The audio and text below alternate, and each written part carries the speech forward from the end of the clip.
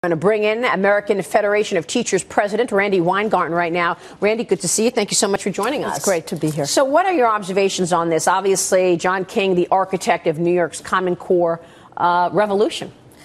Well, you know, the problem in terms of John is that he didn't manage the New York State process very well. And what's happened right now is even the governor in New York State has made a mea culpa saying that we did it really, really badly. And so even when you are a person like me who really believes in higher standards, you have to manage it in a way that parents feel like it's not going to hurt their kids. And in New York State, people feel like it's hurting their kids instead of helping. Well, I mean, can you really say that since President Obama is, appointing him? I mean, does this tell us that the president is protesting pro-charter schools? What I think what's happening is that, first off, let's give Arne Duncan his due. Arne was one of the longest-serving cabinet secretaries. He has a really good heart. I think what has happened is that the education policy in America, and I said this the last time I was on your show, the status quo is testing, and sanctioning.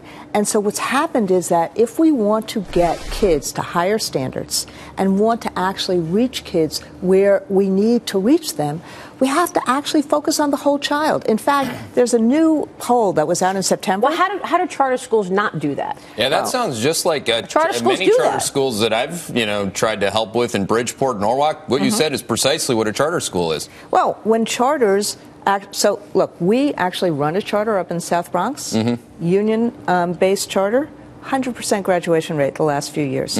Charters, the first person who actually talked about charters was Al Shanker. Charters were supposed to be about really having parents and teachers together, tailoring ideas for the needs of kids. This is the problem.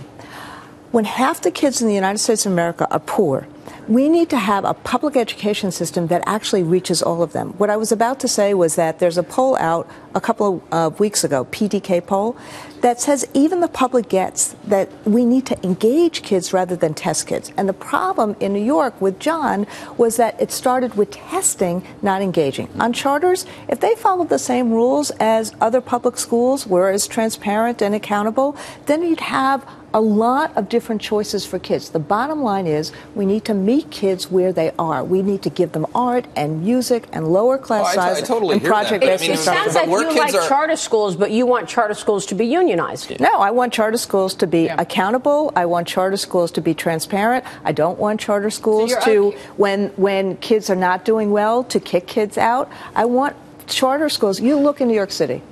You can have a school, a regular public school, that doesn't have a lot of funds, that has higher class sizes, and the charter right in the same building that's really, really nice looking, has the books it needs and things like that. That's not fair to the kids that go to the regular public school. But Randi, we hear this a lot from union leaders, is that the only good jobs are union jobs. And that's essentially what I hear when you talk about charter schools. Actually, we need to have good jobs in the United States of America.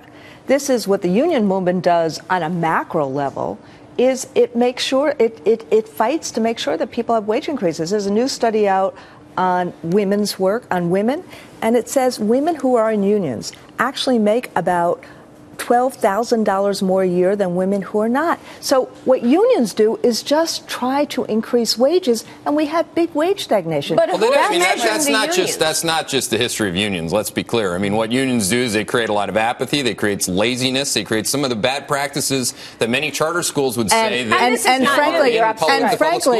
frankly, those things, I wouldn't say that unions create laziness, but when we have been My dad was the head of the union for the fire department. I mean, he could tell you himself. I mean, there's plenty of evidence to support that. When we are wrong, we have to change. Everybody has to change. But why is the answer to vilify charter schools? Like, why don't you just say, hey, look, charter schools have done a great job. You know, they do actually have nice buildings and nice books, and that's a good thing. Is it because they're not unionized, Randi? Is that the problem? We have in charters. So the stats on charters are some of them do better, some of them do worse. The bottom line is people need to have a voice at work, and that's what a union job does, it gives a voice at work. If somebody is doing the wrong thing, if somebody shouldn't be there, if somebody shouldn't teach, I don't care whether they're union or non-union. No, but I hear But at the end, okay, here's